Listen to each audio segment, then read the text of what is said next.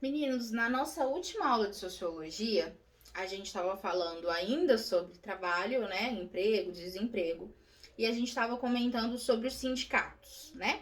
Aquela rede de solidariedade entre os trabalhadores que vai ajudar, com certeza, aos trabalhadores a adquirirem diversos dos seus direitos, ok?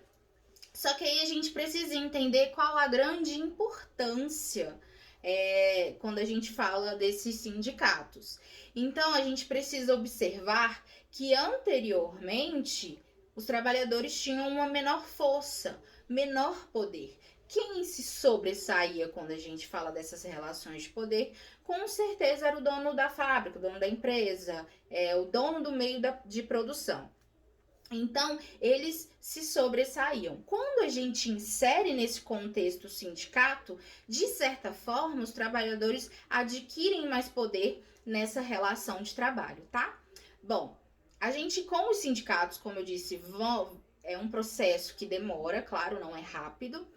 E aí os trabalhadores vão adquirindo diversos direitos. E isso vai ser observado em várias constituições pelo mundo. Por exemplo, o primeiro caso de constituição onde se obtém, né, os direitos trabalhistas vai ser dentro da Constituição Mexicana, no ano de 1917. A gente também tem o exemplo da Constituição de Weimar, ali dentro da Alemanha, que vai ser introduzida no ano de 1919. Dentro do Brasil, a gente vai começar a ter esses direitos trabalhistas inseridos na nossa Constituição no ano de 1934. Quem estava no poder nesse ano, né, nesse contexto histórico, era Getúlio Vargas, que realmente foi um cara importante quando a gente fala dos direitos trabalhistas. A gente vai ter no ano de 1943, com Getúlio ainda no poder, a consolidação das leis trabalhistas, mais conhecida como CLT, né? E aí a gente vai ter diversos direitos que são assegurados pelo próprio Estado, ok? Quando a gente olha a nossa Constituição, lá no artigo 7º, a gente vai ter diversos direitos que estão ali basicamente ligados à dignidade da pessoa humana, à saúde do trabalhador. Então, eles vão dar o tempo de trabalho, o período que se pode trabalhar semanalmente, vão falar sobre o período de descanso. O 7º artigo da Constituição, ele é um pouco longo, então por isso que eu não trouxe para vocês no vídeo, porque fica cansativo, fica chato. Mas para vocês que estão se preparando para prestar vestibular, eu aconselho de verdade a leitura, tá? Porque pode ajudar numa redação, vai ajudar na prova em si, nas questões, enfim. Bom, e aí, quando a gente fala de sindicato, continuando falando de sindicato, a gente vai ter duas classificações. Nós temos os sindicatos de carimbo e temos os sindicatos combativos. O que são esses sindicatos de carimbo? O que acontece? A gente vai ter a regularização dos sindicatos. Em um certo período no Brasil, eles são proibidos, são ilegais. A partir do momento que eles se tornam legalizados, regularizados, meio que eles ficam mais do lado dos patrões, do Estado, do que do lado dos trabalhadores. É como se fosse algo mais burocrático, algo que tá ali mesmo só para cuidar de algumas questões burocráticas, tá? Até mesmo quando a gente fala de Getúlio, quando ele regulariza, né, os sindicatos, torna eles legais, ele torna as greves ilegais. Ao mesmo momento que ele faz isso, ele faz outra coisa que parece contraditória, entendem? E quando a gente fala do sindicato combativo, desculpa, a gente está falando mesmo de um sindicato bem ativo, que é uma organização bem combativa mesmo, está do lado dos trabalhadores e tem uma aderência muito forte às greves, mesmo que sejam proibidas, tá? Que não é o caso hoje. O que acontece? A gente vai ter alguns processos de greve que são muito importantes quando a gente fala do contexto brasileiro. A gente tem, por exemplo, as greves de Contagem, as greves de Osasco, que vão acontecer no ano de 1968. A gente está em plena ditadura militar. e as greves estão acontecendo. Outro processo que a gente vai ter bem famoso no ano, 10 anos depois, né? No ano de 1978, é a greve dos metalúrgicos ali no ABC Paulista, tá? Então a gente tem muitas greves acontecendo nesse contexto histórico.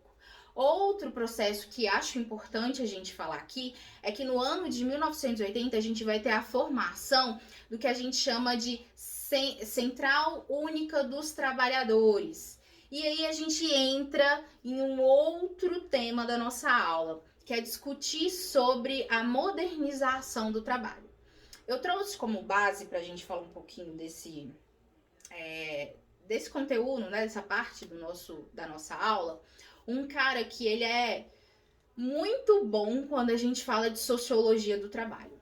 O nome dele é Ricardo Antunes, ele é professor na Unicamp e ele dá aula de sociologia do trabalho e pega muito essa parte da modernização, de desregulamentação, de flexibilização, ele fala muito sobre isso.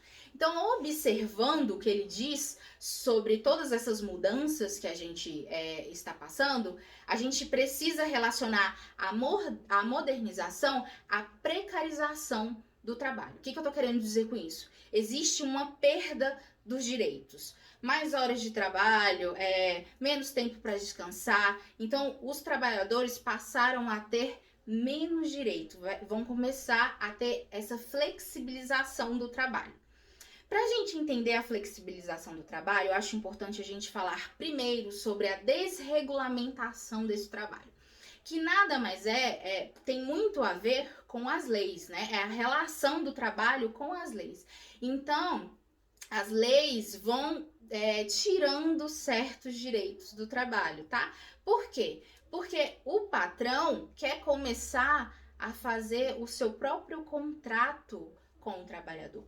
Então, não é mais o Estado que vai comandar essa relação, ok? É o trabalhador junto ao patrão. Mas aí a gente tem que observar que essa relação é assimétrica, porque quem tem mais poder é o patrão, é o dono do meio de produção, tá? E aí a gente vai ter, como eu disse, a precarização do trabalho, porque os direitos vão diminuindo pouco a pouco, tá? A gente vai ter também a liberdade sindical, que basicamente é o enfraquecimento dos sindicatos dentro do Brasil, tá? Não só no Brasil, no mundo, essa flexibilização e desregulamentação acontece em todos os lugares, tá? E quando a gente fala da flexibilização, aí tá mais ligada à modernidade. Por quê?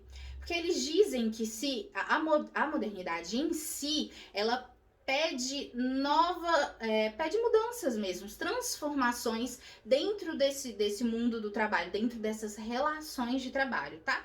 E essas relações de trabalho, essas leis vigentes, como a CLT, já não cabem dentro dessa modernização. Então é necessário uma mudança. Para quê? Para que o patrão continue lucrando.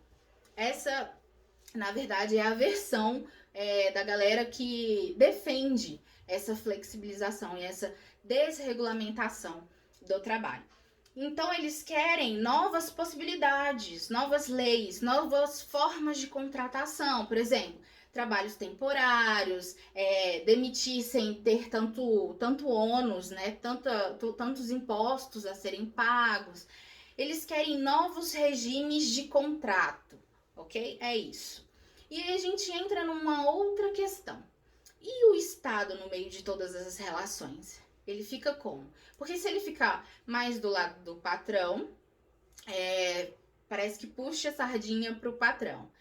Se ele fica do lado dos trabalhadores, ele puxa a sardinha para os trabalhadores. Então a gente vai observar a função do Estado pelas leis trabalhistas. Como que o Estado está se portando? Ele está permitindo essa desregulamentação, essa flexibilização ou não?